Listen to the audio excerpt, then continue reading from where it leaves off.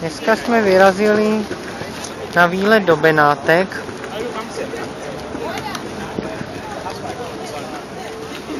Naše první větší zastávka naproti jakéhosi kostela. Jméno vám nepovím. Všude je spousta kolem lidí a je krásně. Tam, kam se díváme, tam jsme přišli, tam je autobusové nádraží.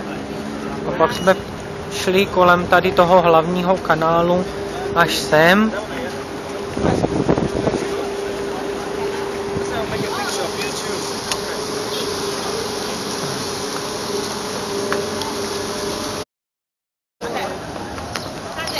Tak, kde mám tu naši mámu?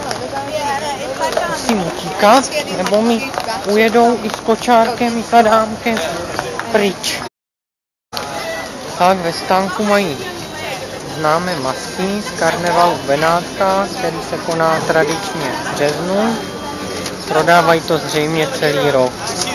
A tady vstup na loďku. Mámo, kolik stojí vstup? Tak.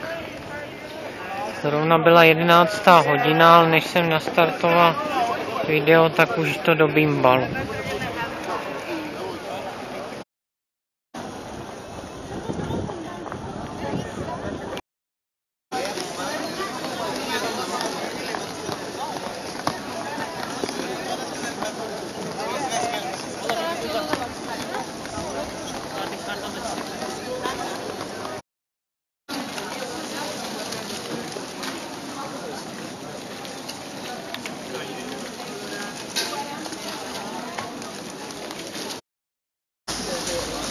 Máma kupuje klobouk, poradil jsem jí, aby řekla, že cena je it's too much, jako je to příliš. Tak uvidíme, co usmlouvá, že máma má talent.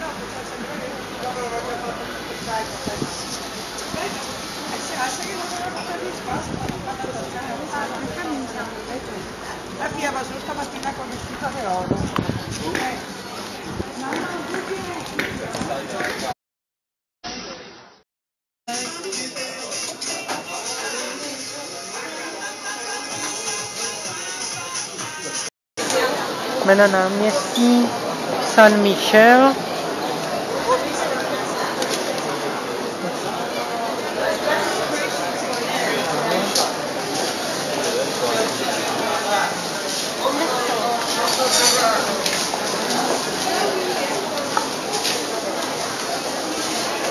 Je tu spousta obchůdků opět, spousta lidí.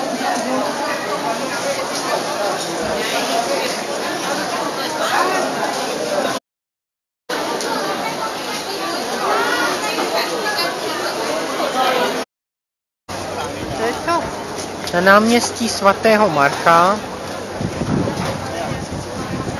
Podíváme se do přístavu, kde přistával Marco Polo. To byl Marco. Marco Polo ukradl kolo.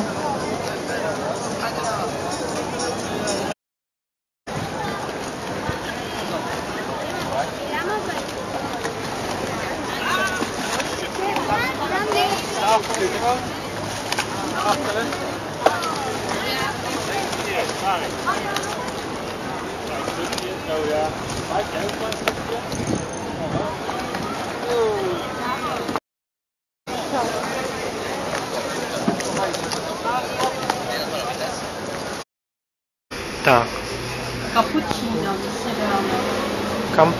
Cappuccino. Tak. Výlet do Benátek končí. Jsme unavení a zmožení, tak jsme nastoupili do autobusu a čekáme na odjezd do Mestre. Adámek už odmítl dál spolupracovat a usnul. Manželka je protivná. To není pravda. Ale uklidnila se tak dobré.